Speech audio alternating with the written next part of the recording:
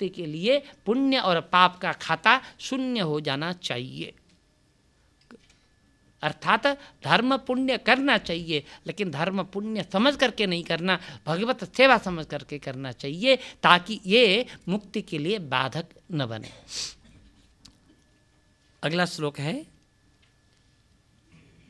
एषा ते विहिता सांख्ये, एषा ते विहिता सांख्ये, बुद्धिर्योगे त्विमां शृणु, बुद्धिर्योगे त्विमां शृणु, बुद्ध्या युक्तो यया पार्थ, बुद्ध्या युक्तो यया पार्थ, कर्मबंधं प्रहास्यसि, कर्मबंधं प्रहास्यसि। अब यहाँ से कर्मयोग का वर्णन करते हैं। कर्म अलग है, कर्म योग अलग है, ज्ञान अलग है, ज्ञान योग अलग है, भक्ति अलग है, भक्ति योग अलग है। ध्यान रखिएगा। अपने बच्चों के पालन पोषण के लिए, अपने सुख सुविधा के लिए, अपने नाम यश कीर्ति के लिए हम कर्म करते हैं, तो ऐसे कर्म कर्म है, कर्म योग नहीं है। कर्म करने पर लाभ हुआ तो प्रसन्न हुए, और लाभ नहीं हुआ, हानि हुई तो दुखी हुए, तो वे कर्म कर्म ही हैं, कर्म योग नहीं है। कर्म योग का तात्पर्य लाभ हो तो भी उतनी ही प्रसन्नता, और हानि हो तो भी उतनी ही प्रसन्नता, सुख हो तभी उतनी ही प्रसन्नता, दुख हो तो भी उतनी ही प्रसन्नता, कोई हमें गाली दे तो भी उतनी ही प्रसन्नता, कोई हमारी प्रशंसा करे तो भी उतनी ही प्रसन्नता, है ना। कर्म करना मेरा कर्तव्य है, लेकिन फल देना भगवान का काम है। भगवान जिस तरह से भी फल देता है उसे मुझे स्वीकार है। इस तरह से समझ करके जो कर्म करे वही कर्म कर्म योग बन जाता है। ठीक है। ज्ञान, ठीक है ना। भारत में कितने जिले हैं, एक ज्ञान है। भारत में कितने प्रदेश हैं, एक ज्ञान है। भारत में कितने राष्ट्रपति हुए, एक ज्ञान है। भारत इस तरह से हर चीज़ की ज्ञान। अमेरिका का राष्ट्रपति कौन है, एक ज्ञान है। उसकी पत्नी का नाम क्या है, एक ज्ञान है। उसकी बेटियों का नाम क्या है, एक ज्ञान है। उसकी सास का नाम क्या है, ज्ञान है ना, ये भी ज्ञान है। लेकिन यह ज्ञान योग नहीं है। ज्ञान योग का तात्पर्य जो इन तीन तत्वों को जाने। कल तीन तत्व बताए थे हमने। पहला तत्व कौन था, जड़। दूसरा तत्व चेतन। तीसरा तत्व परम चेतन। जड़ चेतन परम चेतन, हम बीच में बैठे हैं, हम चेतन हैं। जड़ त्यागने योग्य पदार्थ है और परम चेतन ग्रहण करने योग्य पदार्थ है। पहले हमें अपने को जानना है और हमें क्या त्यागना है यह जानना है, और किसको ग्रहण करना है इसको भी जानना है। ठीक है ना। इन तीन तत्वों को जानना ही ज्ञान है, अर्थात ज्ञान योग है। ठीक है। और ज्ञान योग की कई विधाएं हैं, इसका वर्णन भी आगे करेंगे। ठीक है। तो कर्म अलग है, कर्म योग अलग है। ज्ञान अलग है, ज्ञान योग अलग है। और भक्ति अलग है, भक्ति योग अलग है। हम मंदिर में जाएं, मंदिर में जाकर के आँख मूंद करके भगवान से प्रार्थना करें, प्रभु मेरी शादी हुई नहीं, मेरे बच्चे की शादी हुई नहीं, मेरी नौकरी लगी नहीं, भगवान जल्दी कर दो, लगा दो, ये दे दो, वो दे दो। इस तरह से भी भक्ति होती है। ये भक्ति है, भक्ति योग नहीं। मंदिर में जाकर के भगवान मुझे कुछ नहीं चाहिए, बस तेरा दर्शन चाहिए, तेरी कृपा चाहिए, तेरे अलावा मुझे कुछ भी नहीं चाहिए, लेकिन आप देते हो तो वो स्वीकार्य है, मैं मांगता नहीं हूँ। हाँ? लेकिन तुमको नहीं छोड़ूं, मैं तुमको भूलूं नहीं, तुम मुझे भूलना नहीं। इस तरह से तुम्हारे बिना मैं रह नहीं सकता। इस तरह से भक्ति करना, ये धीरे धीरे भक्ति योग बन जाता है। ठीक है। कर्म और कर्म योग, ज्ञान और ज्ञान योग, भक्ति और भक्ति योग। तो हमें केवल कर्म ज्ञान भक्ति नहीं करनी है, हमें कर्म योग, ज्ञान योग और भक्ति योग, इन तीनों का वर्णन आगे किया जाएगा।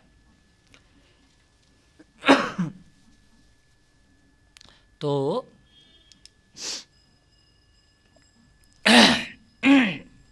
39वें श्लोक में बोलते हैं, एषा ते विहिता सांख्ये एषा ते विहिता सांख्ये बुद्धिर्योगे त्विमां शृणु बुद्धिर्योगे त्विमां शृणु बुद्ध्या युक्तो यया पार्थ बुद्ध्या युक्तो यया पार्थ कर्मबन्धं प्रहास्यसि। कर्मबन्धं प्रहास्यसि। मैंने तुमको यह बुद्धि सांख्य के विषय में कही। सांख्य भी एक बुद्धि ही है। सांख्य दो होते हैं। गीता का जो सांख्य है वो ज्ञान योग है। गीता का जो सांख्य है वह ज्ञान योग है, लेकिन एक सांख्य दर्शन है। हमारे यहाँ 6 दर्शन है। आज इन 6 दर्शनों का नाम बता देता हूँ, कल इनका परिचय दूंगा। पहला दर्शन क्या, कौन बताएगा? पहला दर्शन सांख्य, सांख्य दर्शन। दूसरा दर्शन योग। तीसरा दर्शन न्याय। चौथा दर्शन वैशेषिक। 5वां दर्शन पूर्व मीमांसा। 6ठा दर्शन वेदांत। भारत में 6 प्रकार के वैदिक दर्शन है, और भी दर्शन है। जैन दर्शन भी है, बौद्ध दर्शन है, चार्वाक दर्शन है, और भी दर्शन है। लेकिन ये जो 6 दर्शन हैं ये वैदिक दर्शन कहलाते हैं, वेद मानने वाले दर्शन। याद रखिए, पहला क्या बताया? सांख्य। दूसरा योग। तीसरा न्याय। चौथा वैशेषिक। 5वां पूर्व मीमांसा कह लीजिए, और 6ठा वेदांत। ठीक है, याद हो गया क्या? फिर बोलूं, पहला सांख्य, दूसरा योग, तीसरा न्याय, चौथा वैशेषिक, 5वां मीमांसा बोल दीजिए, और 6ठा वेदांत। ये 6 वैदिक दर्शन हैं। हमें अपने विषय में ज्ञान होना चाहिए। हमें अपने जाने का रास्ता ज्ञात होना चाहिए। हमें कहाँ जाना है ये ज्ञात होना चाहिए। मरने के बाद हमें कहाँ जाना है ये ज्ञात होना चाहिए। मरने के बाद जाने का रास्ता पता न हो तो कहाँ जाएगा? आदमी वहीं जाता है जहाँ जाना चाहता है, और जहाँ जाना चाहता है वहाँ का रास्ता पता कर लेता है। यहाँ से अमेरिका जाना है तो अमेरिका जाने का रास्ता पता करता है। कैसे पता करता है? पासपोर्ट होना जरूरी है, वीज़ा लगना जरूरी है, और अमेरिका जाने के लिए एयरपोर्ट जाना जरूरी है। यहाँ से एयरपोर्ट का रास्ता पता कर लेता है, और एयरपोर्ट से फलाने एयरपोर्ट में डोमेस्टिक में है कि इंटरनेशनल में है ये पता कर लेता है। उसके बाद कौन से प्लेन में बैठना है ये पता कर लेता है। उसके बाद कहाँ उतरना है ये पता करता है। उतर करके क्या लेना है, कौन सा टैक्सी लेना है, किस शहर पे जाना है, सारा पता करता है। इसलिए उस जगह पे पहुँच जाता है। ठीक उसी तरह मरने के बाद हमें कहाँ जाना है इसका भी हमें पता होना चाहिए। अथवा फिर ऐसे जन्मते मरते रहने की इच्छा है तो कोई जानने की ज़रूरत नहीं, लेकिन कोई विशेष जगह पर जाना है तो वहाँ जाने का रास्ता हमें पता होना चाहिए। उसका रास्ता यहाँ पर गीता में बताया गया है। ठीक है ना? तो ये रास्ते 6 दर्शनों में बताए गए हैं। जो 6 दर्शन बताए थे हमने, 6 दर्शन है ना। आपसे कोई पूछे तो आप बता सकें कि 6 दर्शन क्या क्या है। श्रीमद् भगवत गीता वेदांत दर्शन में है। ठीक है, श्रीमद् भगवत गीता वेदांत दर्शन है। 6 दर्शनों में वेदांत दर्शन के अंतर्गत गीता का नाम है। और गीता को तो अवश्य जानना चाहिए। क्यों? गीता हमारी पूंजी है। गीता का जन्म यहाँ से 150 किलोमीटर आगे कुरुक्षेत्र में हुआ है। 150 किलोमीटर दूर। विश्व के लोग गीता की तरफ देखते हैं। गीता पर बहुत सम्मान दृष्टि रखते हैं, सम्मान भाव रखते हैं। और वे लोग समझते होंगे कि भारत का हर व्यक्ति गीता को जानता होगा।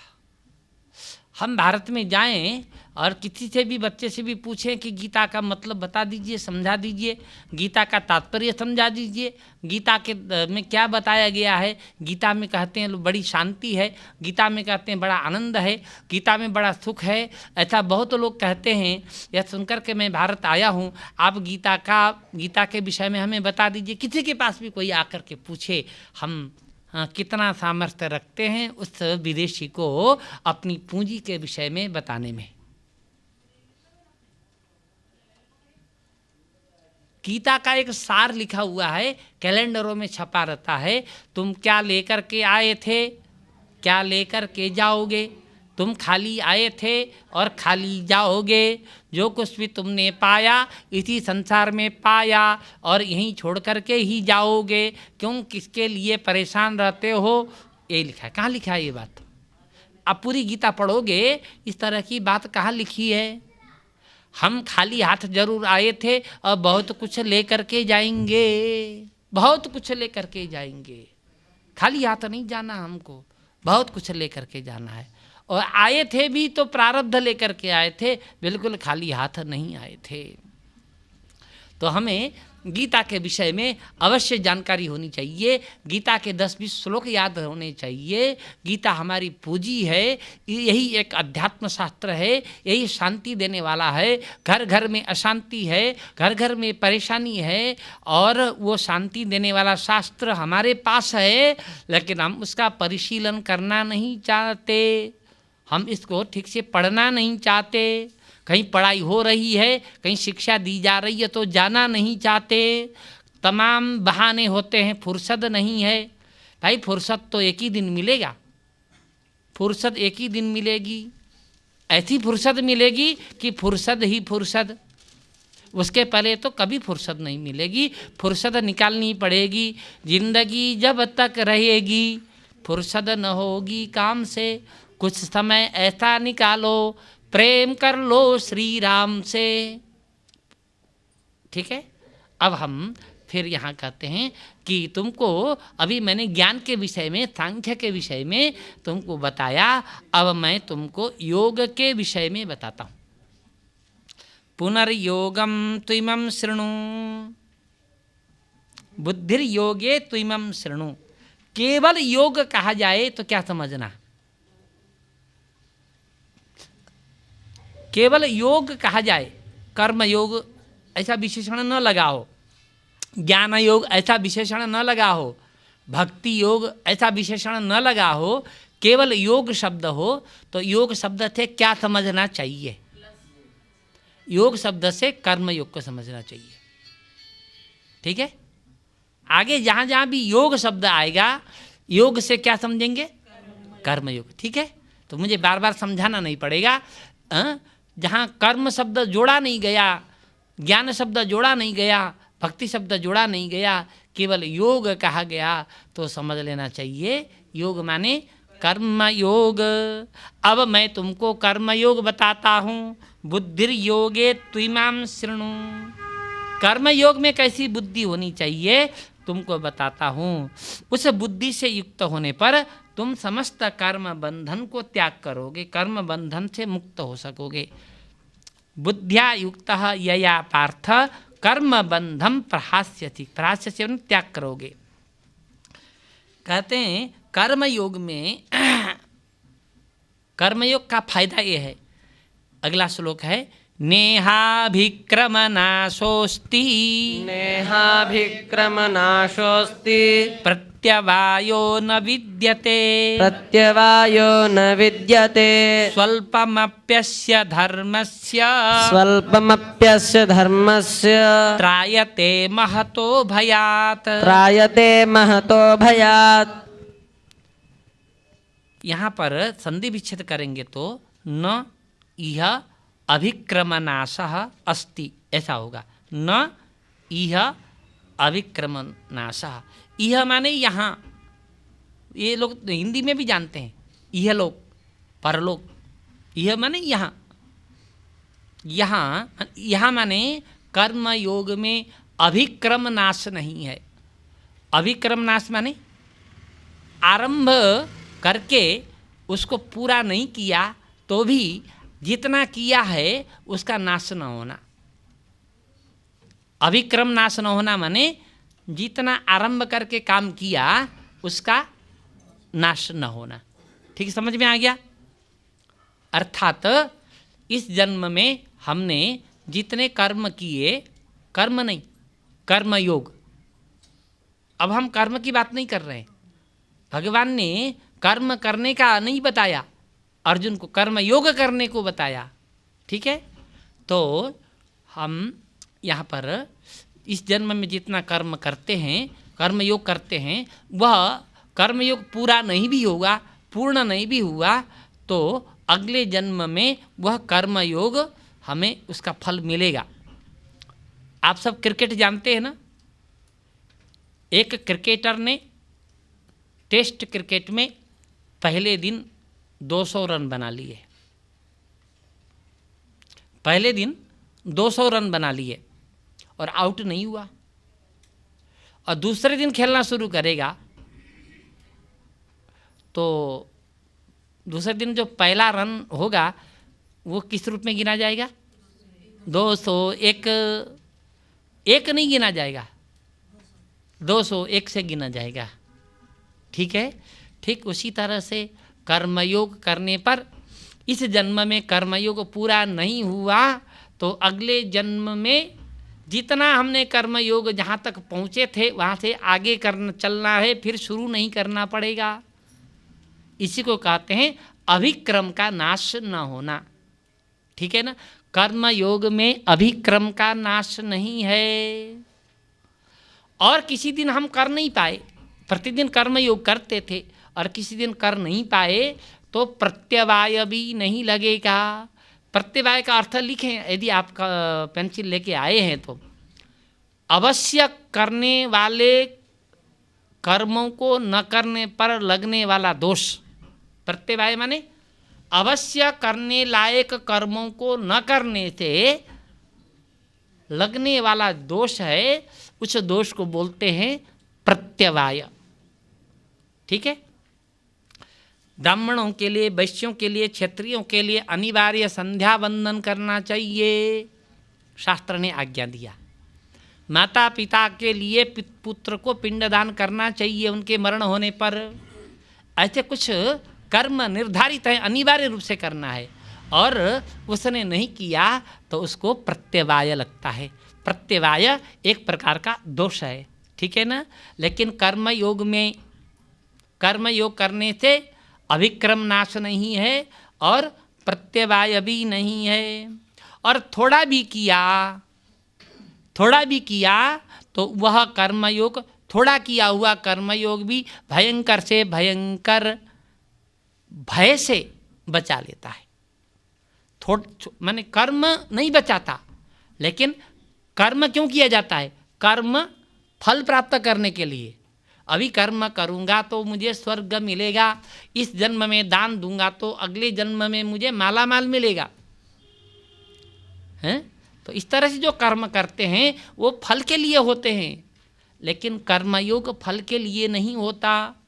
तो जो कर्मयोग होता है, थोड़ा से थोड़ा कर्मयोग भी भयंकर से भयंकर भय से बचाता है। यही कहते हैं स्वल्पमप्यस्य धर्मस्य त्रायते महतो भयात्। अगला श्लोक, ये श्लोक आपने बोला कि नहीं? नहीं बोला। नेहाभिक्रमनाशोस्ति नेहाभिक्रमनाशोस्ति प्रत्यवायो न विद्यते प्रत्यवायो न विद्यते स्वल्पमप्यस्य धर्मस्य स्वल्पमप्यस्य धर्मस्य त्रायते महतो भयात्। त्रायते महतो भयात्। अगला श्लोक है व्यवसायात्मिका बुद्धि व्यवसायात्मिका बुद्धिः रेकेह कुरु नंदन रेकेह कुरु नन्दन बहुशाखाह्यनन्ताश्च बहुशाखाह्यनन्ताश्च बुद्धयो व्यवसायिनां। बुद्धयो व्यवसायिनाम्। यहाँ बुद्धि का भेद करते हैं। बुद्धि माने ज्ञान, ठीक है। आगे जहाँ जहाँ भी बुद्धि शब्द आएगा तो बुद्धि से ज्ञान समझ लेना, ज्ञान से बुद्धि समझ लेना। बुद्धि और ज्ञान ये दोनों पर्यायवाची शब्द हैं। दो प्रकार की बुद्धि होती है, व्यवसायात्मिका बुद्धि और अव्यवसायात्मिका बुद्धि, ठीक है। व्यवसायात्मिका अर्थात व्यवसाय वाली बुद्धि और अव्यवसाय वाली बुद्धि। यहाँ समाज में व्यवसाय का जो अर्थ है वो अर्थ नहीं है। व्यवसाय माने काम धंधे वाली बुद्धि मत समझना यहाँ पर। व्यवसाय माने निश्चयात्मिका, ठीक है। व्यवसाय का अर्थ है निश्चयात्मिका। निश्चयात्मिका बुद्धि और अनिश्चयात्मिका बुद्धि, एक ही लक्ष्य को लेकर के चलने वाली बुद्धि व्यवसायात्मिका होती है। वो एक ही प्रकार की होती है, उसकी कोई शाखाएं नहीं होती, ठीक है। व्यवसायात्मिका बुद्धि याद रखिएगा। व्यवसायात्मिका माने निश्चयात्मिका। निश्चयात्मिका बुद्धि एक ही होती है, दो नहीं होती, दो निर्णय नहीं करती वो बुद्धि, एक ही बुद्धि होती है। लेकिन जो अव्यवसायिकात्मिका बुद्धि है उसकी बहुत शाखाएं हैं, वो बुद्धि अनंत है, ठीक है। बहुशाखा अनंताश्च, जो अव्यवसायी बुद्धि है वह बहुत शाखाओं वाली है और अनंत है। वो कर्मयोग भी करता है, कर्म भी करता है, भक्ति भी करता है, भक्ति योग भी करता है, और स्वर्ग भी जाना चाहता है, फल भी पाना चाहता है, सुख भी पाना चाहता है, ये भी पाना चाहता है। कहाँ जाना है एक लक्ष्य नहीं, बहुत लक्ष्य है। वैकुंठ भी जाना चाहता है, कैलाश भी जाना चाहता है, ब्रह्मलोक भी जाना चाहता है, फिर दोबारा राजा बन करके जन्म लेना भी चाहता है, हर प्रकार का चाहता है।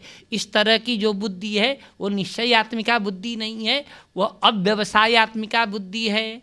मुझे बस मोक्ष ही पाना है, मुक्ति ही पाना है, इसके अतिरिक्त मुझे कुछ नहीं चाहिए। इस तरह की जो बुद्धि है वह बुद्धि व्यवसायात्मिका बुद्धि है, ठीक है। ऐसे संक्षेप करके चलना पड़ेगा क्योंकि हमें 15 दिन में पूरा भी करना है। अब अगला श्लोक है, यामिमां पुष्पितां वाचम् प्रवदन्त्यविपश्चितः वेदवादरतः पार्थ नान्यदस्तीति वादिनः कामात्मानः स्वर्गपरा जन्म कर्म फलप्रदां क्रिया विशेष बहुलां भोगैश्वर्य गतिं प्रति। जो अव्यवसायात्मिका बुद्धि होती है वो काम्य कर्मों की तरफ ले जाती है। काम्य कर्म क्या है? कामना से किए जाने वाले कर्म, माने किसी फल को पाने की इच्छा से किए जाने वाले कर्म काम्य कर्म कहलाते हैं। केवल भगवत प्राप्ति के लिए, केवल मुक्ति प्राप्ति के लिए किए जाने वाले कर्म निष्काम कहलाते हैं। दान करता है तो भी इसलिए करता है कि भगवान की प्रसन्नता हो, यज्ञ करता है तो भी इसलिए करता है भगवान की प्रसन्नता हो, उत्सव करता है तो इसलिए करता है भगवान की प्रसन्नता हो। यह करके मुझे कुछ नाम मिलेगा, यश मिलेगा, कीर्ति मिलेगी, तो हर जगह इस तरह से सोचता है। श्री राम जय राम जय जय राम करो करो।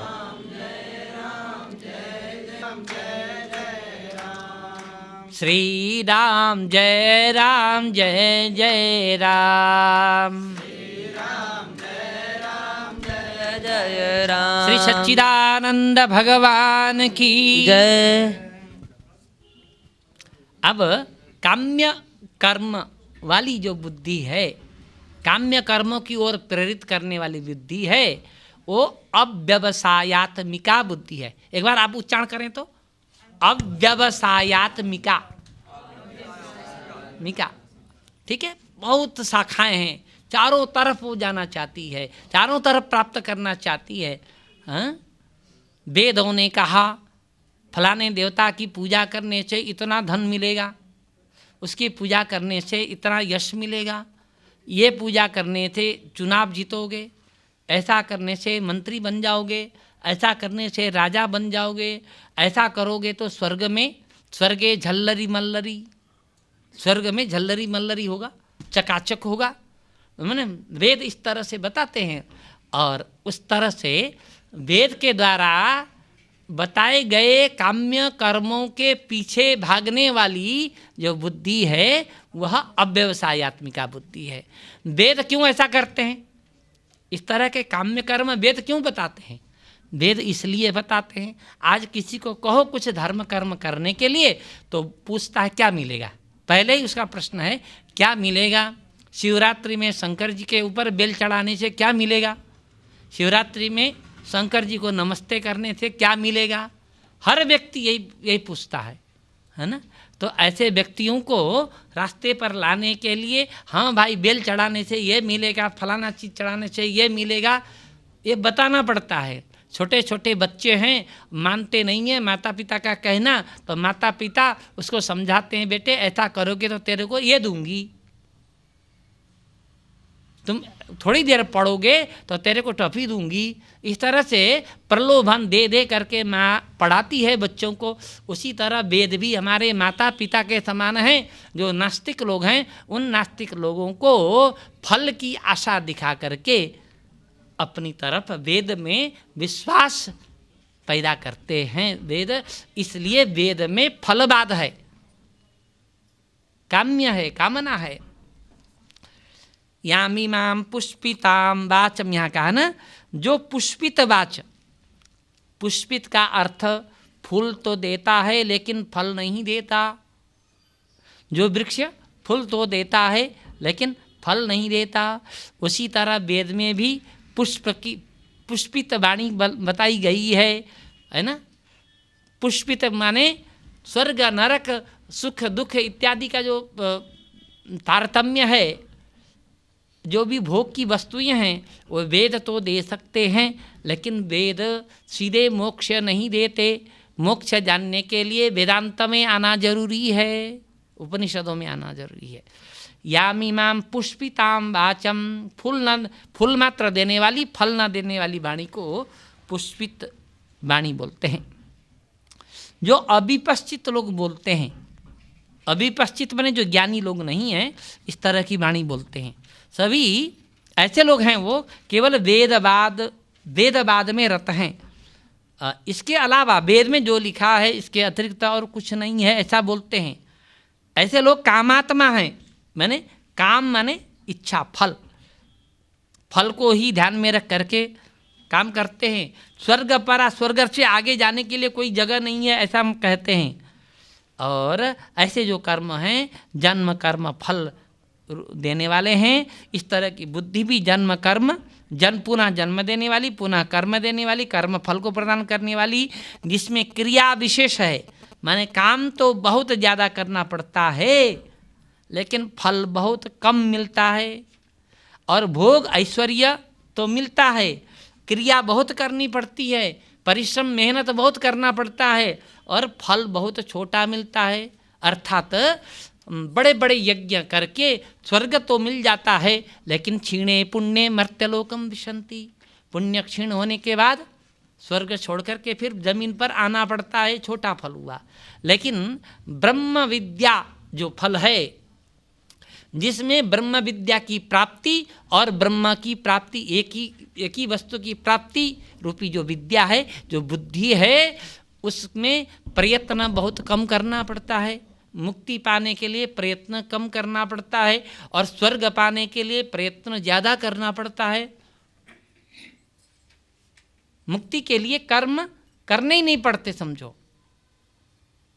हैं? क्योंकि संचित खाता भगवान खत्म कर देते हैं। प्रारब्ध को हमें भोगना है, हमें कोई कर्म नहीं बनाने हैं। कर्म रहित होकर के मुक्ति की प्राप्ति होती है। इसलिए कर्म योग के द्वारा मुक्ति प्राप्त करना वो अल्प प्रयास से होता है, लेकिन कर्म करके भोग फल प्राप्त करना उसमें बहुत प्रयास करना पड़ता है।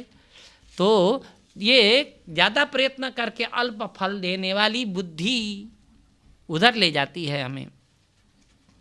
आगे बोलते हैं, भोगैश्वर्य प्रसक्तानां तया पहरित चेतसाम व्यवसायात्मिका बुद्धि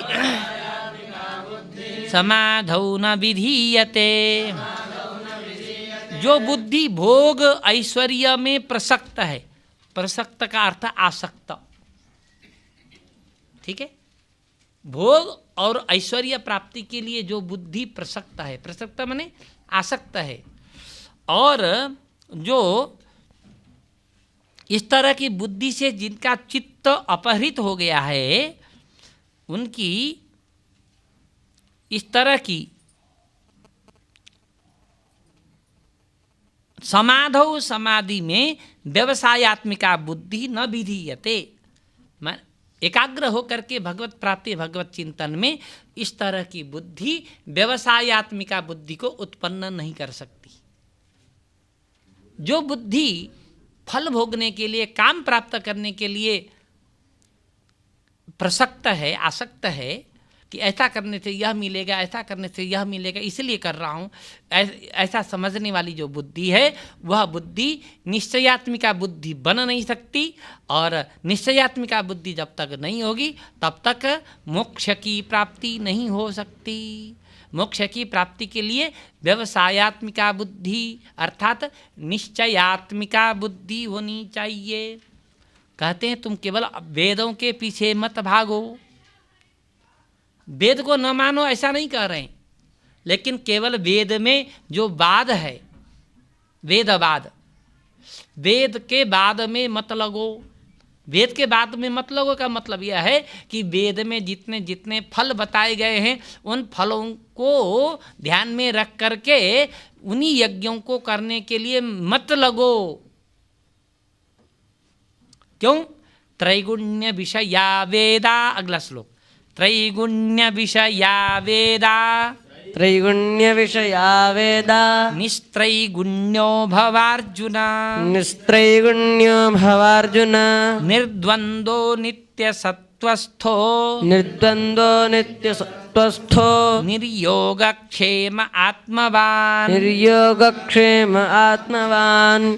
भव अर्जुन, देखिए भव शब्द है यहाँ पर, भव माने होवो। हे अर्जुन, वेद त्रैगुण्य विषयक हैं। त्रैगुण्य माने सत्व रजस तमस तीनों प्रकार के विषयों से परिपूर्ण है वेद। सात्विक लोगों के लिए सत्वगुण का विषय है, राजसी लोगों के लिए रजोगुण का विषय है, तामसी लोगों के लिए तमोगुण का विषय है। वेद में बताया गया है शत्रु को मारना हो तो बाज, गिद्ध, चील काट करके हवन कर देना। शेन याग है एक, शेन याग, ठीक है ना। चील काट करके, बाज पक्षी काट करके अग्नि में हवन करना, तुम्हारा शत्रु मर जाएगा, वेद में ही लिखा है। किंतु यह वेद में होते हुए भी ये तमो विषयक है, ठीक है। और राजसूय यज्ञ करने से स्वर्ग की प्राप्ति होती है, 100 अश्वमेध यज्ञ करने से स्वर्ग का राजा इंद्र बन सकता है, इत्यादि वर्णन है वेदों में। तो ये राजसी यज्ञ हो गए। और वेदों में ही बताया गया है सहस्रशीर्षा पुरुषः सहस्राक्ष सहस्रपात, परमात्मा का वर्णन है। निष्काम कर्म योग भी वेद में बताया गया है। वेद में तीनों तरह के हैं। समुद्र में अनेक प्रकार के पदार्थ होते हैं, ग्रहण करने लायक भी होते हैं, मगरमच्छ भी होते हैं, बड़े बड़ी मछलियाँ भी होती हैं, उसी में सोना मिलता है, उसी में हीरा मिलता है, उसी में चांदी मिलता है, उसी में रत्न भी मिलते हैं। समुद्र में बहुत कुछ है, तो सब कुछ ग्रहण करने लायक नहीं होता। जो तुमको चाहिए और प्राप्त हुए विषय की रक्षा करना क्षेम। लिखना चाहे तो लिख लीजिए, अप्राप्त वस्तु का प्राप्त होना योग है और प्राप्त वस्तु की रक्षा होना क्षेम है। आगे भगवान कहेंगे योगक्षेमं वहाम्यहम्, तुम्हारा योगक्षेम मैं वहन करूँगा। अर्थात तुमको जो प्राप्त नहीं हुआ है वह प्राप्त मैं करा दूँगा और प्राप्ति होने के बाद उसकी रक्षा भी मैं ही करूँगा। ये योगक्षेमं वहाम्यहम् का अर्थ है, ठीक है ना। और इसमें कहते हैं योगक्षेम रहित हो जाओ, अर्थात तुम अपने लिए योगक्षेम की चिंता छोड़ दो। जो अपने लिए योगक्षेम की चिंता छोड़ देता है उसके योगक्षेम भगवान वहन करते हैं, क्योंकि आगे कहने वाले हैं भगवान कि उसके लिए योगक्षेम का वहन मैं करूँगा। और आत्मवान हो जाओ। आत्मवान माने हम आत्मवान तो हैं ही, आत्मा हमारे यहाँ है ही हमारे अंदर, लेकिन हम आत्मा को समझने वाले हो